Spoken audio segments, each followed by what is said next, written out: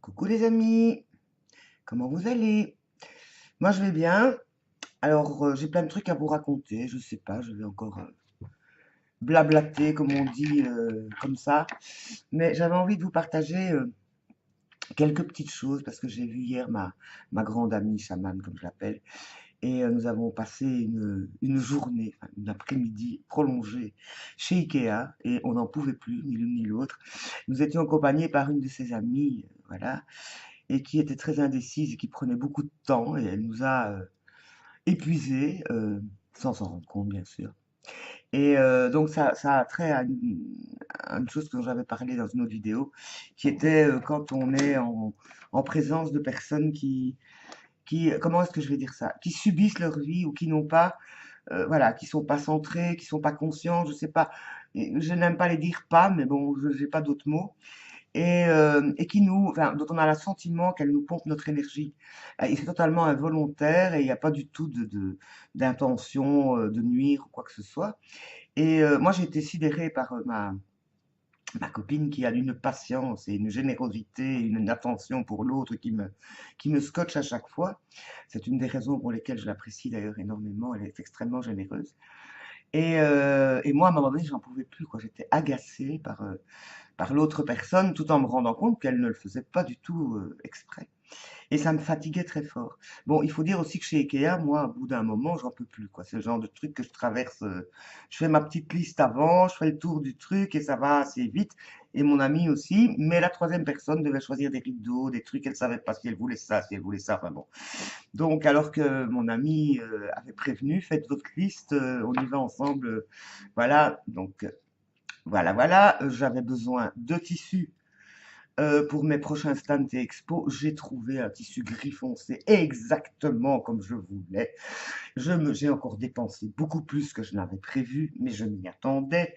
J'ai fait quelques petites affaires, donc un mini support pour plantes en bois qui coûtait 4,50 € ou 5 €, mais plus 5 €, plus 2 €, plus 4 €, enfin bon. Mais ce sera peut-être pas un support pour plantes, ce sera peut-être un support pour un petit hôtel, parce que j'ai été inspirée par l'idée de Sonia, qui a fait une jardinière pour fées. Et je me disais qu'un petit hôtel pour fées, je n'ai pas encore décidé si c'était dans mon jardin ou dans mon appartement, ni très bien où. Mais bon, voilà, c'est une idée qui m'est passée à exploiter. Donc ensuite, on est rentré assez tard, donc enfin 18 h, on était parti à 14 h. Et mon amie était totalement écrasée, donc elle avait reconduit cette autre amie, puis elle m'a ramené, et je lui ai proposé une escaleté. Je me suis dit, elle a peut-être besoin d'un peu de réconfort. Et donc nous avons une très longue conversation, comme d'habitude, passionnante, et nous avons parlé notamment donc de cette personne, parce que moi je lui ai signifié ce que je ressentais, bon, sans jugement aucun, mais voilà, avec mes ressentis. Et elle m'a expliqué d'autres choses, bon, un peu les circonstances, quelle est cette personne, ce qu'elle a vécu. Bon, c'est quelqu'un qui est une amie à elle, mais qui est aussi quelqu'un qui a envie de faire un accompagnement avec elle, et elle est en train de se poser la question si elle allait le faire ou pas, ou rester simplement une amie soutenante. Donc on a parlé de ça. Et donc voilà, ça a remonté cette discussion sur les énergies échangées avec des gens à en fait des niveaux vibratoires différents. Bon, je vous ai déjà parlé de cette amie, ma copine Vera, qui a un taux vibratoire extrêmement puissant. Moi, je le sens, comme je dis chaque fois que je la vois, je me sens plus légère après, j'ai un sourire jusque-là. Quoi qu'elle me dise, quel que soit l'état dans lequel elle soit, cette femme me nourrit de joie et d'énergie. Et bon, voilà. Donc, je lui ai dit d'ailleurs, hein, encore une fois. Et elle me disait, mais logiquement, quand on est face à des personnes qui vibrent plus bas, la personne qui vibre le plus haut élève celle qui est au plus bas, de façon spontanée, je veux dire énergétique. Mais je dis oui, mais bon, moi j'ai parfois l'impression que c'est le contraire, quoi. Elle dit oui, mais ça, elle dit c'est ton travail à toi de garder ta vibration à un certain niveau, mais il est certain que quand tu es fatigué, épuisé, stressé ou autre, c'est plus difficile, quoi. Et je dis moi dans ce cas-là, qu'est-ce que je fais? Ben je m'éloigne, je prends l'air, je m'en vais, enfin bon, quand c'est possible. Elle dit ben oui, ben c'est totalement naturel comme réaction. Mais je dis quand on est en plus dans le désir ou le souhait d'aider quelqu'un ou en tout cas de le soutenir.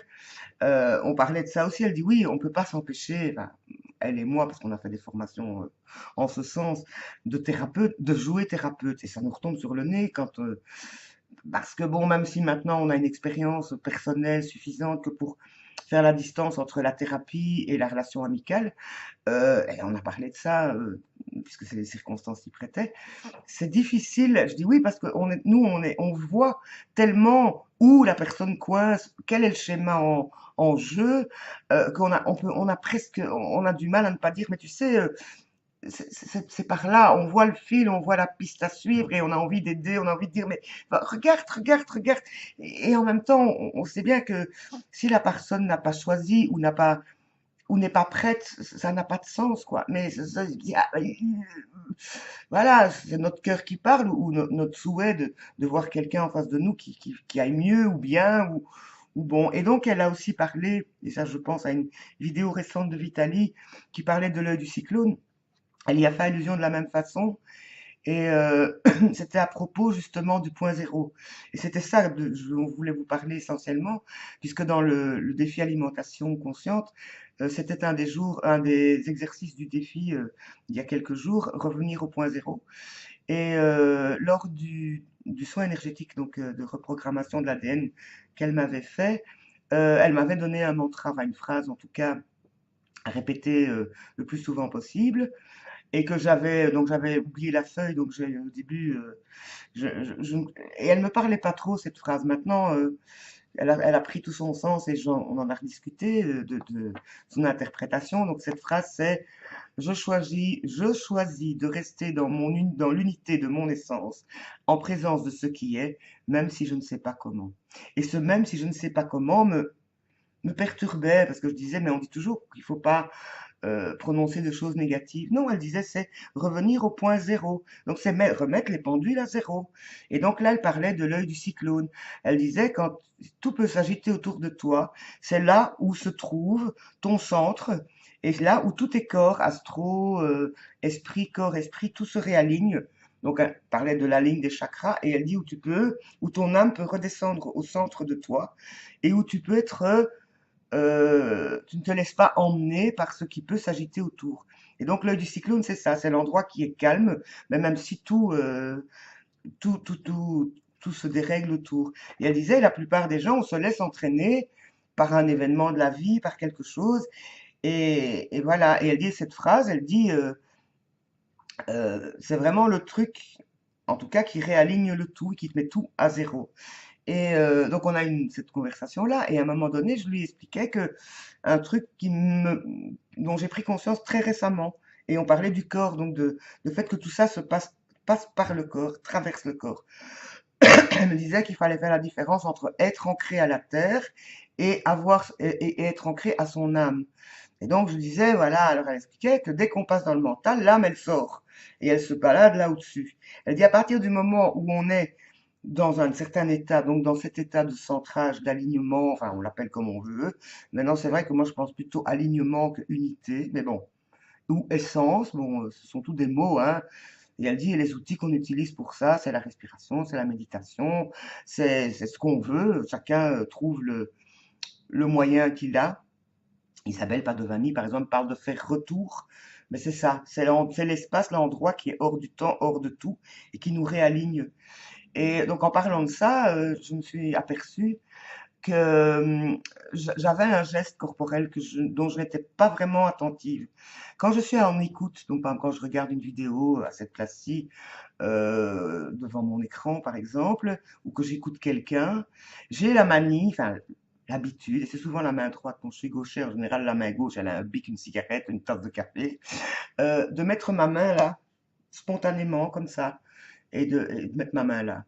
Et dernièrement, quand il faisait super chaud, là, il y avait mon ventilateur, ma petite colonne là qui tournait, donc j'avais le corps frais, on va dire. Et j'ai mis cette main-là et j'ai senti la chaleur de ma paume, cette différence de température là, et ça m'a.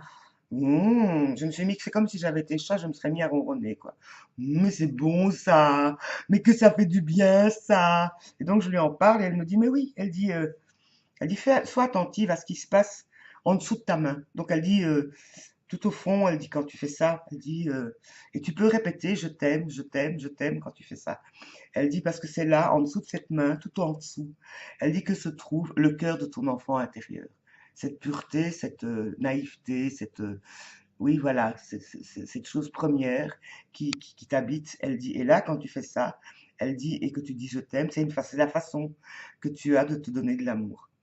Et donc, moi, je m'étais aperçue de ça donc dernièrement, et que quand je laissais cette main là, à cet endroit-là, sur la peau nue, évidemment, euh, j'avais vraiment l'impression qu'il y avait ma cage thoracique qui s'ouvrait vraiment comme ça. Oups, je me redressais presque spontanément, et je me dis, ben voilà, ça c'est vraiment la sensation avoir le cœur ouvert. Donc j'avais envie de vous partager ça. Faites le test de mettre votre main sur votre peau nue, on va dire, et elle dit chez certains c'est un chatouillement, chez d'autres. Chez moi c'est vraiment une chaleur qui se dégage, qui rayonne comme ça au centre de mon cœur, on va dire.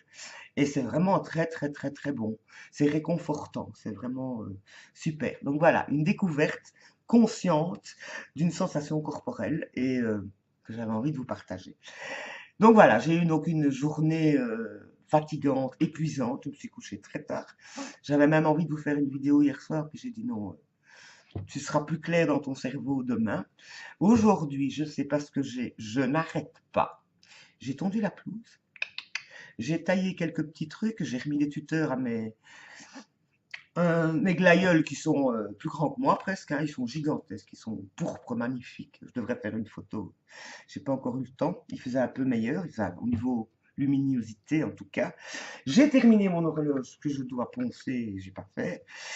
J'ai acheté donc une latte métallique qui est faite au départ pour mettre des couteaux et que je vais accrocher là derrière sur une des barres pour mettre mes lames de polymère. Et j'attends que ma visseuse soit chargée pour pouvoir faire bzz, bzz. Qu'est-ce que j'ai encore fait? J'ai prévu de me faire, je dois d'ailleurs aller faire quelques courses avant que ça ferme. J'ai prévu, parce qu'il me manque quelques ingrédients, de faire, je sais pas si c'est des burgers, des steaks, des omelettes de, enfin, pommes de terre, oignons, courgettes. J'ai une courgette de nouveau dans mon frigo, hein, j'aime tellement les courgettes. Et que je vais faire des espèces de beignets ou de, enfin, bon, je sais pas. Bon, voilà, avec du fromage, sans fromage, je sais pas trop. Donc voilà, je suis crevée et en même temps extrêmement rechargée. Donc voilà, je suis toujours dans la purification, désencombrement, réénergétisation, élévation de l'âme, comme on dit quand on nettoie. Mais le truc, c'est que comme je mets ça à plusieurs jours, quand j'ai fini un coin, je peux recommencer, quoi. Mais bon, ça dynamise, n'est-ce pas? Ça dynamise. Donc, j'ai aussi trouvé une solution par rapport au rangement de ma salle d'exposition. Je vais donc trier tout ce qui est, tous les bijoux qui sont sur ma boutique en ligne et les mettre dans une boîte. Comme ça, je les verrai plus. J'ai acheté des petites boîtes aussi blanches, nickel, invisibles, qui vont aller dans mes étagères. On les verra pas puisqu'elles sont de la même couleur que les étagères. Avec tous ces bijoux qui sont tout à fait bien, parce que moi je peux plus les voir, hein. Je dis oh c'est vieux, c'est moche, c'est pas vrai, c'est simplement parce que bon pour moi c'est des choses qui ont déjà été faites pour il y a 3 mois, donc pour moi c'est le bout du monde, c'était il y a avant, parce que je sais pas si vous le sentez, mais moi j'ai l'impression que tout ce qui était avant c'est plus bon, enfin c'est obsolète, on n'a plus besoin. Et je ressens ça vraiment très fort quoi avec ce qui m'est arrivé les derniers temps. Des petites, rien de incroyable, mais quand même parfois qui sont revenus comme ça, et ça elle expliquait que c'était effectivement, ça pouvait être les conséquences des reprogrammations ADN, des vieux machins, des vieux dossiers comme ça qui ressortent, et on se dit mais qu'est-ce que ça vient encore faire dans ma vie? Mais effectivement, maintenant je peux regarder vraiment toute ma vie, toute mon histoire, comme je regarderais un film. Il y a plus d'affect, il y a plus de chagrin, il y a plus, j'ai plus besoin quoi. J'ai plus besoin, et quand quelqu'un me parle du passé, ça ne me gêne pas, je peux regarder, mais j'en suis totalement détachée. Alors, en même temps, je suis très fière. Je me dis, mais t'as quand même fait des tas de trucs, quoi. Mais t'as quand même réussi pas mal de machins, ou t'as traversé des choses, t'as appris des choses, t'as des compétences quand même, voilà, assez multiples. Bon, j'ai quand même quelques heures de vol, donc c'est logique, mais donc voilà, ça m'assied Qui je suis, bah, je suis, voilà. Mais maintenant, qu'est-ce que je vais faire demain? Je sais pas. Est-ce que c'est grave, docteur? On s'en fout, on y va. Ou on sait pas. Est-ce que je dois m'inquiéter? Non, non. Bon, ok, les projets. Je disais que ces derniers temps, ce qui m'embêtait, c'est de pas avoir d'objectif réel ou de suite réelle ou de sens réel à ce que je fais. Là, j'en suis arrivé à un point. Et alors? Hein? Bon, bah, t'y vas, quoi. Donc c'est un jour à la fois. Qu'est-ce qui te vient là? Quel est ton désir? Quelle est ton envie? Comment tu peux le mettre en place? Et bon voilà. Mais ce qu'il y a, c'est que je fais un truc et puis il y en a un autre qui vient, puis un troisième. C'est parfois un peu fouillis, quoi. Mais l'important, c'est de s'amuser. C'est que ce soit rigolo, quoi. Et voilà, il y a une joie peut-être un peu plus pétillante qui est en train d'émerger là, et aussi un peu plus dynamique. Alors c'est encore l'été, hein, donc on va en profiter. J'espère que pour vous, c'est le paradis, que c'est le soleil. Donc cette lunaison en Lion, ça fait gros art, gros art. En plus, je viens de lire qu'il y avait une conjonction avec Mars, donc ouf, on va purifier tout ça, hein, dans l'action, dans l'énergie, dans la joie. C'est plutôt le principial, donc masculin. Donc voilà, bah après le féminin, le masculin, c'est normal, hein, c'est cohérent, il faut les deux, donc tout va bien, quoi. Voilà, je vous fais des gros bisous, je vous aime, je vous aime, je vous aime, je pense à vous. À bientôt!